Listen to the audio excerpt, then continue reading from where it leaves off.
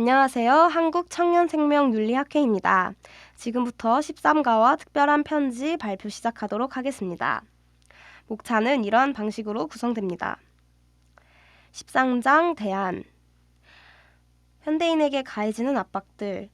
절대 기준을 갖지 않고 개인적 평안과 풍요라는 가치만 가지고 사는 사람들에겐 여러 압박이 닥치게 됩니다.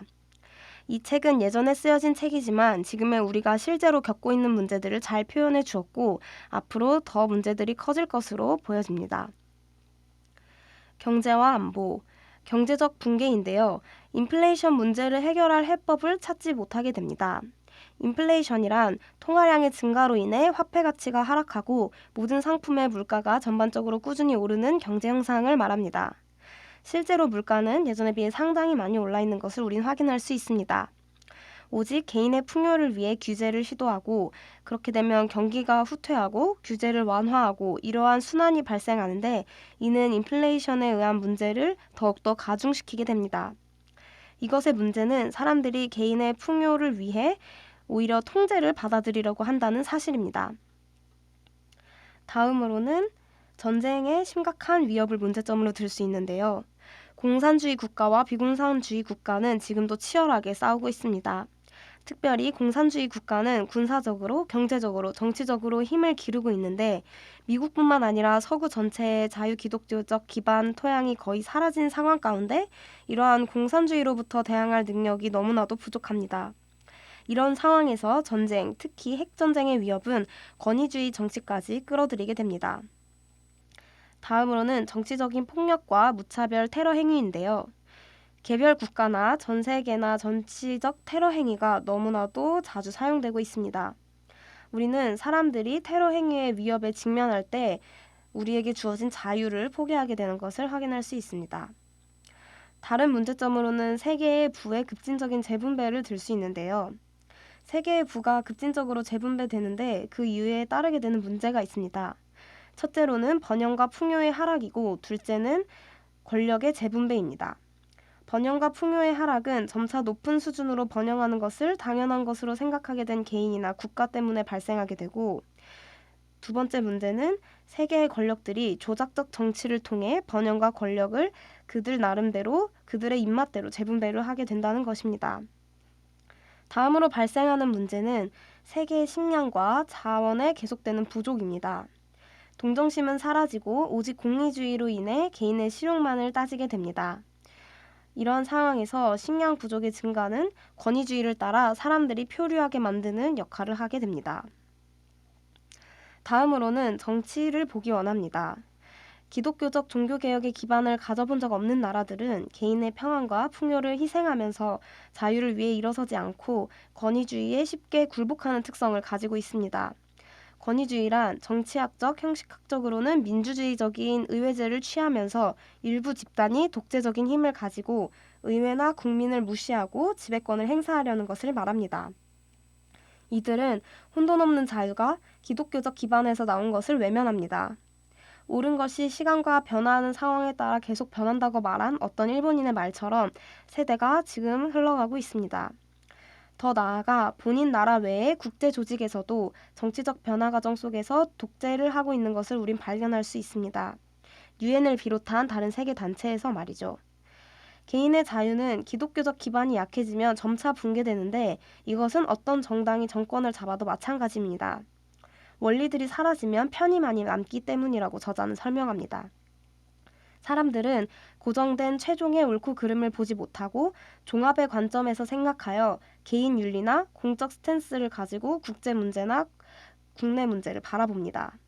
이러한 것을 어떤 희생을 감수할지라도 개인적 평안과 풍요만을 유지하려고 하는 실용주의가 판치게 되는 것이죠. 여기서 감수하게 될 희생은 바로 개인의 자유입니다. 우리는 지금 종합의 개념, 실용주의, 공리주의 사상으로 여러 문제 속에서 당장 시급한 평안과 풍요를 선택하고 있다고 저자는 말합니다. 식량과 다른 자원이 고갈되고 경기가 후퇴하고 전쟁의 위협이 증가되면 될수록 악순환은 이어지고 다시 반복되게 될 것입니다.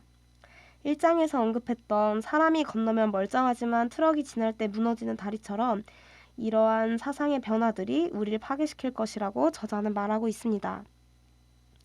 그렇다면 과연 대안은 무엇일까요? 첫 번째는 강요된 질서, 두 번째는 혼돈 없는 자유의 기반인 성경으로 돌아가는 것입니다. 우리는 역사에서 강요된 질서가 어떤 참혹한 결과를 보여주는지 확인했습니다. 개념들의 혼란에 의해 많은 전쟁들이 일어났던 것을 우리는 알 수 있습니다. 하나님의 계시를 인정하는 두 번째 방법을 선택하면 성경의 메시지가 진리인 것을 믿고 헌신해야 합니다. 이것은 공리주의처럼 목적에 대한 수단이 아니고 성경이 계시하신 하나님의 계심을 인정하는 것입니다. 만물이 비인격적인 것과 시간과 우연의 결과가 아니라 우주를 창조하시고 인격적인 하나님의 계심을 받아들여야 하고, 또한 기독교인은 사회에 영향을 주어야 한다고 저자는 말하고 있습니다. 우주의 형태와 인간이 인간됨을 성경에서 자세하게 보여주고 있습니다. 하나님은 살아계시고 또한 그리스도를 대신 죽게 하셔서 주님께로 돌아갈 수도 있게 해주셨습니다. 그것과 함께 여러 사회와 문화의 자유를 기반으로 한 여러 형식들이 나왔고, 이것은 그 어떤 자유보다 혼돈에 최대한 이르지 않게 만드는 자유입니다. 이걸 믿지 않으면 우리에겐 강요된 질서밖에 없습니다. 사람들은 본인 생각하기보다 더 일관성 있게 자신의 세계관을 따라 행동한다고 합니다. 모든 사람에게 존재하는 것에 대한 진리를 주는 세계관을 가지고 올바른 세계관과 그것에 따라 행동하는 것이 이 시대의 유일한 희망이라고 저자는 말하고 있습니다. 다음으로는 특별한 노트입니다. 여기서는 기독교인을 위해 저자가 특별한 노트를 제공해 주고 있습니다. 첫 번째로는 인본주의적 사고방식의 특징을 우리가 계속 기억해야 한다는 것입니다. 이분법적인 생각들, 의미와 가치에 대한 낙관론을 이성의 영역에서 분리하는 것을 크리스천들이 수용하고 있다는 점을 말합니다. 저번에 말했던 비이성 영역에 두는 실존주의적 방법론을 말하는 것입니다. 사실 저조차도 과학과 종교는 어우러질 수 없다고 생각했던 적이 있습니다. 우리는 기독교인으로서 이 시대의 실존주의적 방법론을 받아들이지 말고 성경이 우주, 역사, 도덕적 명령에 대하여 확증한 것을 무시하면 안 된다고 저자는 말하고 있습니다. 성경에 관해서 실존주의적 방법론에 빠져 있으면 기독교인이 자기 세대와 자기 문화에 대해 소금의 역할을 감당할 수 없다고 말합니다. 둘째로는 올바른 기독교 세계관 갖기입니다. 기독교인으로서의 참된 세계관, 존재하는 것에 대한 진리를 말해주는 성경적 세계관을 바로 알고 의식적으로 행동하여 영향이 미치는 한도 내에서 삶과 사회에 영향을 미쳐야 한다는 것입니다. 셋째로는 저항하기입니다. 노예제도와 축적된 부의 무자비한 사용에 반대하여 공개적으로 소리를 낸 기독교인들에게 감사해야 합니다. 동시에 똑같이 우리도 권위주의 정치에 대하여 저항해야 합니다. 문화와 사회가 기독교적 사고방식에 근거를 두지 않는다고 우리가 침묵해서는 안 됩니다. 우리가 굳이 다수가 아니어도 됩니다. 우리는 성경에 기반을 둔 현실론자가 되어야 합니다. 세례 요한이 헤롯 개인이 권력을 갖는 것을 반대하다가 목숨을 잃었던 것처럼 우리도 권위주의에 대항해서 발언해야 합니다. 그렇지 않으면 믿음의 다음 세대가 사회와 국가의 적이 될 것이기 때문입니다. 권위주의 정부여도 그 정부의 자의적 절대 기준을 판단할 참된 절대 기준을 가지고 있고 그 절대 기준에 기초하여 말하고 행동하는 자들을 묵인하지 못한다고 합니다.